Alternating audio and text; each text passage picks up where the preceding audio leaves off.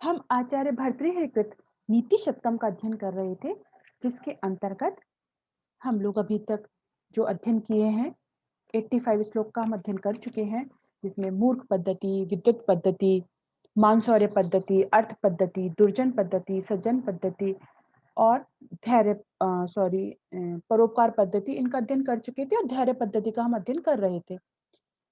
तो जैसा कि हम जानते हैं नीति शतकम यद्यपि 100 श्लोक शतकम से, लेकिन चूंकि प्रक्षिप्त माने जाते हैं कतिपय, तो करीबन 125 श्लोक तक हमें प्राप्त हो जाते हैं पुस्तकों में। तो हम क्रमशः जिससे शेयर करके पढ़ रहे हैं, तो इसी से हम क्रम से चल रहे हैं।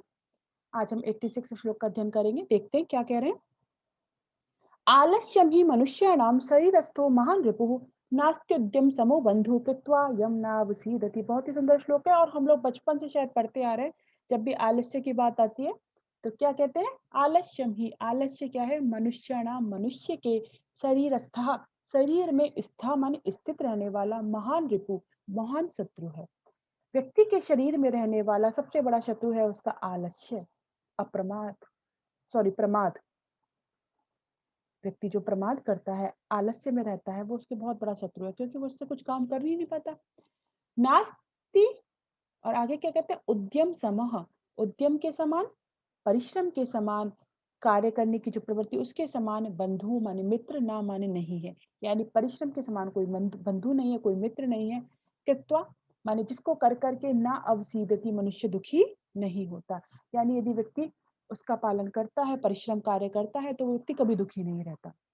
तो निश्चय पूर्वक आलस्य मनुष्य के शरीर का सबसे बड़ा शत्रु है, तथा परिश्रम के समान मनुष्य का कोई मित्र नहीं है, क्योंकि मनुष्य परिश्रम करते हुए, जो परिश्रम करता है व्यक्ति, वह कभी दुखी नहीं होता, उसके लिए कोई दुख नहीं रहता।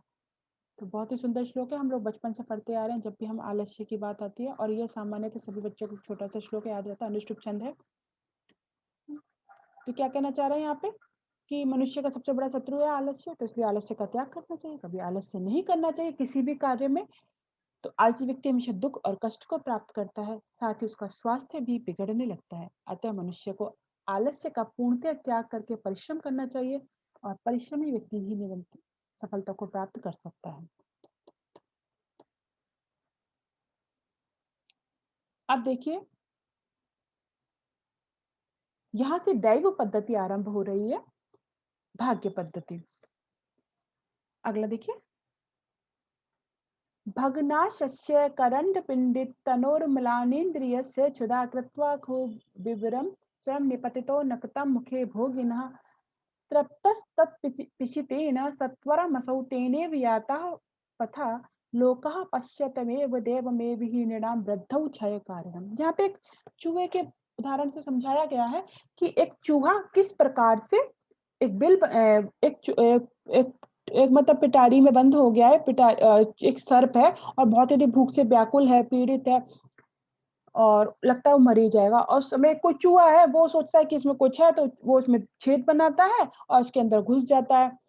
अब देखिए, उस सर्प के लिए स्वयं ही एक खाने का सामान आ गया, उसको जो भूख से व्याकुल था उसके लिए एक भोजन सामग्री आ गई, और जो मार्ग चूहे ने बनाया था उसी मार्ग से बाहर भी निकल जाता है। तो ये कहते हैं भाग्य की बात है, ये उसका सौभाग्य या भाग्य है कि देखिए उसके साथ में ऐसा हुआ, और चूहे का दुर्भाग्य है। तो दैव पद्धति यहाँ समझाई गई है। देखो, तो मनुष्य की यहाँ पे कहना चाह रहे हैं उन्नति तथा अवनति का मूल कारण उसका भाग्य ही है।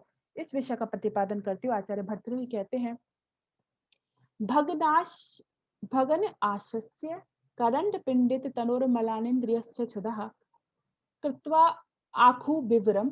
आखु माने चूहा, विवरम माने छेद को, कृत्वा माने करके, स्वयं निपतितो माने स्वयं ही गिर गया, किसके? नक्तम मुखे भोगिना। नक्तम माने रात्रि काल में, मुखे माने मुख में, किसके? भोगिना माने सर्प के। तो यहाँ पे क्या कहना चाह रहे हैं, और वो सर्प कैसा था? आप देखिए आगे क्या कहना चाह रहे हैं यहाँ पे, भग्नाशस्य करंड पिंडित तनोर्मलानेन्द्रियस्य क्षुधा कृत्वा खुर विवरम स्वयं निपतितो नक्तम मुखे भोगिना।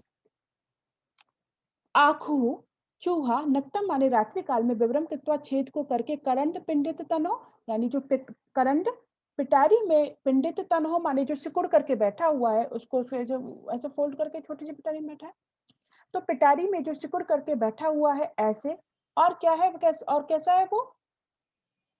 करंड पिंडित तनो और क्षुधा म्लानेन्द्रियः, क्षुधा माने भूख से जिसकी इंद्रियां कैसी हो गई हैं, मलिन हो रही हैं, मतलब बहुत अधिक वो भूख से व्याकुल है, ऐसा कौन है, सांप है वो।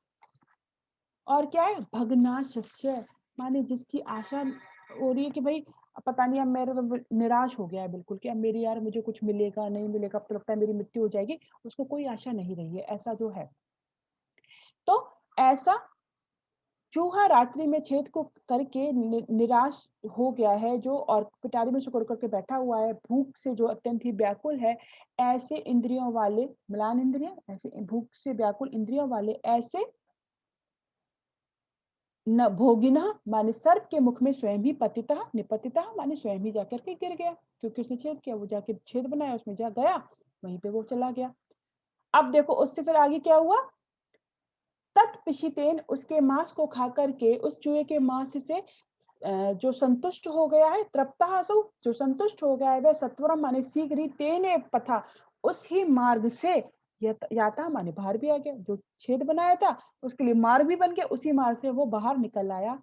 लो कहा, तो ये देखिए संसार में क्या है, मनुष्य देखो, देवम एवि निराम वृद्धौ क्षय कारणम, हे देखो इस संसार में उन्नति के लिए, वृद्धौ उन्नति के लिए, और क्षय अवनति के लिए, कौन, दैवम माने भाग्य ही, कारणम माने कार्य है।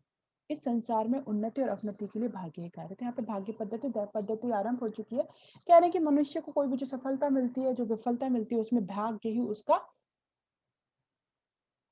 काम करता है। जैसे कि हमने यहाँ पे चूहे और सांप के लिए देखा, चूहे का दुर्भाग्य था, सांप का सौभाग्य था, इस कारण वह बच गया, और चूहा बेचारा बिना बात ही, बिना किसी कारण के ही जाके उसमें गया और जाकर के वो मृत्यु को प्राप्त हो गया। तो यहाँ पे देखने को मिला, बहुत ही सुंदर साधु विकृतम छंद है, और दृष्टांत दिया गया, दृष्टांत अलंकार है।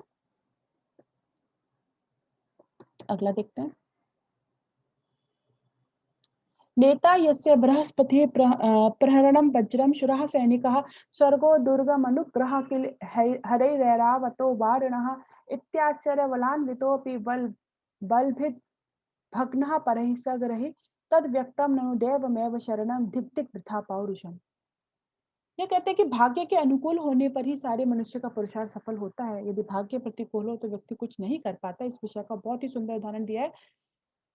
देखिए क्या कह रहे हैं, यस्य नेता जिसके नेता यानी पथ प्रदर्शक कौन है, बृहस्पति, बृहस्पति जिसके पथ प्रदर्शक है, प्रहरणम वज्रम हथियार क्या है उसका, वज्र, इंद्र की बात चल रही है, सैनिका सुरहा जिसके सैनिक कौन है, सुरहा माने देवता, स्वर्गो दुर्गम किला कैसा है, स्वर्ग जैसा, स्वर्ग किला है जिसका, अनुग्रह हरे है भगवान विष्णु का जिसके ऊपर कृपा है, अनुकंपा है, ऐरावतः वारण हाथी कौन है उसका, ऐरावत हाथी।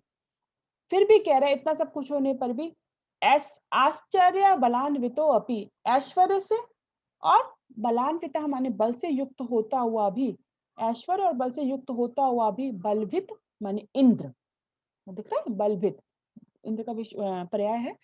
मतलब ऐश्वर्य से और बल से युक्त होता हुआ भी जो इंद्र है वह संगरे या सगरे, वो कहते हैं युद्ध में, परहि माने राक्षसों के द्वारा, भग्नः माने पराजित हो गया।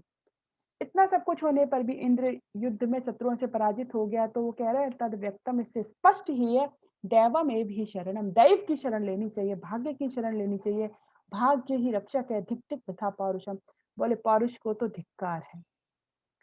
तो धिक धिक वृथा पौरुषम, व्यर्थ में जो पौरुष किया उसका तो क्या है, धिक्कार है, व्यर्थ के पौरुष को तो।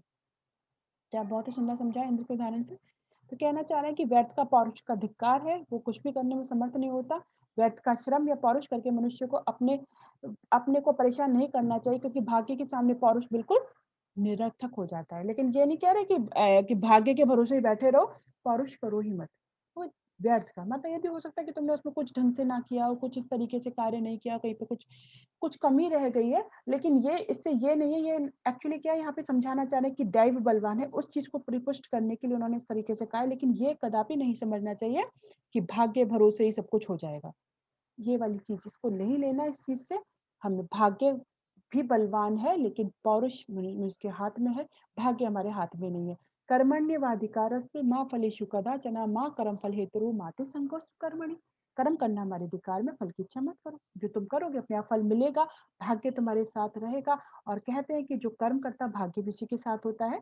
तो यहाँ पे उसको समझाने के लिए कहा गया है, तो लेकिन उसका अर्थ कोई अनर्थ मत कर देना उसको।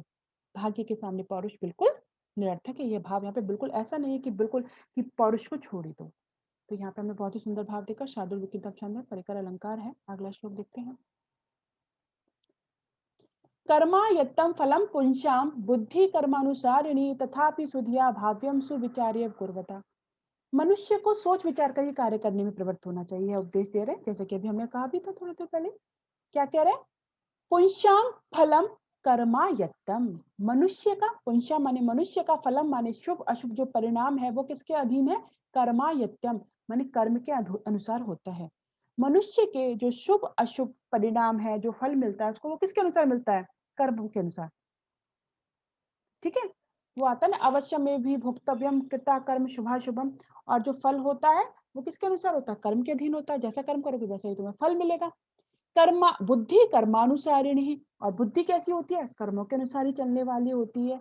तथापि माने फिर भी, सुधिया माने बुद्धिमान मनुष्य के द्वारा, जो बुद्धिमान है, सुधिया माने जो बुद्धिमान मनुष्य है उसको सुविचार्य माने भली प्रकार से अच्छी तरीके से विचार करके सोच समझ करके ही कुर्वतः माने कार्य करने वाला भाव्य माने होना चाहिए। मनुष्य को यद्यपि ये पता है कि जैसा काम करेगा फल उसी के अनुसार मिलेगा। मनुष्य को शुभ अशुभ परिणाम कर्म के अनुसार होता है। बुद्धि कर्मों के अनुसार चलने वाली होती है। फिर भी मनुष्य को, जो बुद्धिमान मनुष्य है, उसको अच्छी प्रकार से सद असत का निर्णय करके कि क्या करना चाहिए, क्या सही है, क्या गलत है, बहुत सोच विचार के ही काम करना चाहिए। बहुत ही सुंदर मिलता है ना हमें। किरातार्जुनीम जब पढ़ते हैं भारवी का, सहसा विदधीत न क्रियाम अविवेक परमापदाम परम, कि सहसा ही कार्य नहीं करना चाहिए, सोच करके विवेक पूर्वक कार्य करना चाहिए। बिना विचारे जो करे सो पाछे पछताए, काम बिगाड़े आपनो जग में होत हसाए। तो सोच समझ कर मनुष्य को काम करना चाहिए, ये सीख दी गई यहाँ पे। बहुत ही सुंदर अनुष्टुप छंद है। एक लास्ट श्लोक और देख लेते हैं। ये भी भाग्य का बहुत ही सुंदर समझा रहे हैं यहाँ पे। खलवाटो दिविशेश्वरस्य किरणैः संतापितो मस्तके वाञ्छत् देश मनातपम विधि वसात् तालस्य मूलम गतः तत्राप्यस्य महाफलेन पतता भग्नं सशब्दं शिरः प्रायो गच्छति तत्र भाग्य रहितस्तस्य ज्ञान्त्या पदः। ये कह रहे हैं कि जो भाग्यहीन व्यक्ति होता है, जिसके भाग्य सही नहीं चल रहा, यानी जिसका भी सही नहीं है टाइम, वो कहीं भी चला जाए सब जगह आपत्तियों को प्राप्त कर ही लेता है। ठीक है, उसको उदाहरण से समझाया। एक कोई गंजा व्यक्ति था, खलवाटा माने कि गंजा मनुष्य, दिवस दिवसेश्वर, दिवस का ईश्वर कौन है? सूर्य। दिन का स्वामी है ना, दिन सूर्य और रात का चंद्रमा। तो एक गंजा मनुष्य सूर्य की किरण ही माने किरणों के द्वारा मस्तके माने मस्तक पर ताड़िता माने पीड़ित होता हुआ, संतापित होता हुआ क्या गया? अनातपम माने ऐसा देशम माने स्थान जहाँ पे धूप ना आ रही हो। तो धूप से रहित स्थान को वांछन माने खोजता हुआ एक गंजा मनुष्य सूर्य की किरणों से बहुत अधिक पीड़ित हो गया। भाई सीधी किरणें पड़ रही थी बालों से, फिर भी रुक जाती है, और यदि छाता हो तो बहुत आराम से व्यक्ति रोक सकता है तप का प्रभाव को। लेकिन जो गंजा व्यक्ति था, धूप से बहुत अधिक व्याकुल हो रहा है, तो वह एक ऐसे स्थान को, धूप से रहित स्थान को वांछन माने खोजता हुआ, विधि वसात माने भाग्य से, तालस्य ताड़ के वृक्ष के मूलम माने नीचे, गतः माने पहुंच गया। ताड़ के वृक्ष के नीचे आ गया। अब वहां पे क्या हुआ उसके ऊपर? तत्र माने उधर, महाफलेन बड़े फल से, अस्य माने पतता माने गिरते हुए, अस्य माने इसका, सिरह माने जो सिर था, सशब्दम माने आवाज के साथ में, भग्नम माने फूट गया। वैसे उसके सिर पे एक बड़ा सा फल आके गिर गया, ताड़ के वृक्ष नीचे आके खड़ा था, और उसका जो सिर था ना वो फूट गया आवाज करते हुए। तो बेचारा कहाँ था? इससे तो धूप में ही सही था। वो तो छाया को खोजता हुआ उसके वृक्ष के नीचे गया, और वहां पे उस पर जो बड़ा फल गिरा तो उससे उसकी जो सिर है वो आवाज करता हुआ टूट गया। तो प्रायः भाग्य रहिता, भाग्य से हीन व्यक्ति, यत्र गच्छति माने जहां जाता है, आपतः माने आपत्तियां, यान्ति माने पहुंच जाती हैं, कहां पर?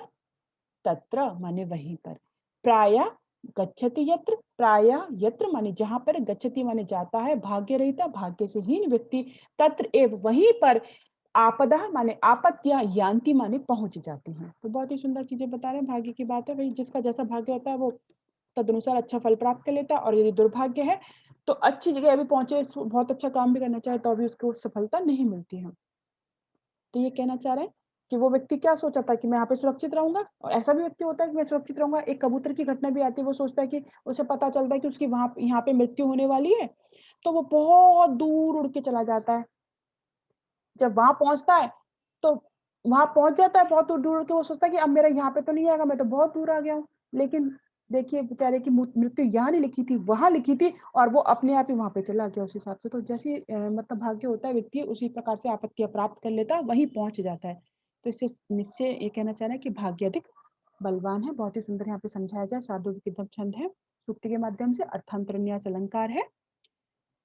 हमने बहुत बार देखा है, सामान्य व विशेषो व तदन्येन समर्थिते यत्तु स्वार्थांतर न्यास साधर्मेण तरेण व शार्दूल छंद। छंद भी हम बहुत बार पढ़ चुके हैं। सूर्यास वैरदि महासजौ सततका शार्दूल विक्रीडितम। तो इस प्रकार से आज हम यहीं तक रखते हैं। आगे के श्लोकों का अध्ययन हम आगे करेंगे।